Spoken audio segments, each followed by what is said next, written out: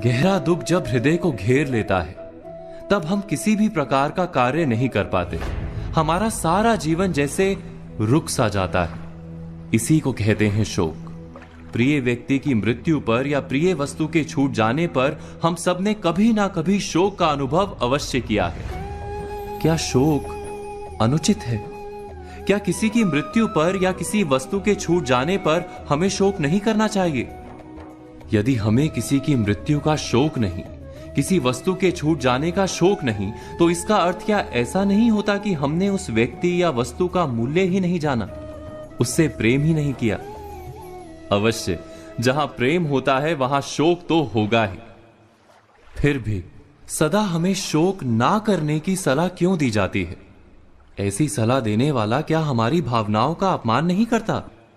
जहां सच्चा प्रेम होता है और उस व्यक्ति या वस्तु से अंतर हो जाता है तो शोक अवश्य होता है, ऐसा हम समझते हैं। किंतु क्या वास्तव में हम शोक और दुख का अंतर जानते हैं? गहराई से विचार करेंगे तो हम समझ पाएंगे कि दुख गहरा होकर शोक नहीं बन जाता।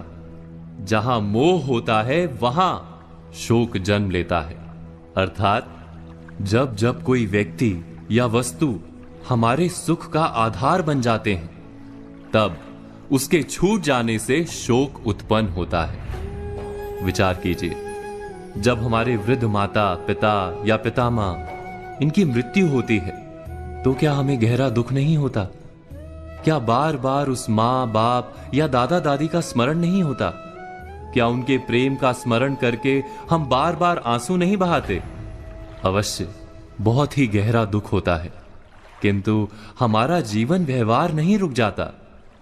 वास्तव में परिवार के वृद्धों के साथ हमें गहरा प्रेम तो होता है, मोह नहीं होता, क्योंकि हृदय जानता है कि वृद्धत्व के बाद मृत्यु निश्चित है। इसीलिए हम शोक से घिर नहीं जाते। दुख और शोक दोनों एक से प्रतीत होने वाले दो शब्द हैं, पर क्या दोनों का जन्म अलग अलग कारणों से नहीं होता? विचार कीजिए, दुख का जन्म प्रेम से होता है और शोक का जन्म मोह से होता है।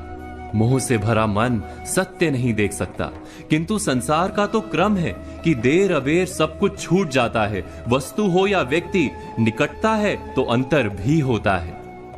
जब हम ये एक बात समझ लेते हैं तो हम ये भी समझ जाते हैं कि जीवन में दुख स्वाभाविक है, शोक अनुचित है। वास्तव में शोक हमारे अज्ञान का ही दूसरा नाम है। इस पर चिंतन मनन अवश्य कीजिएगा।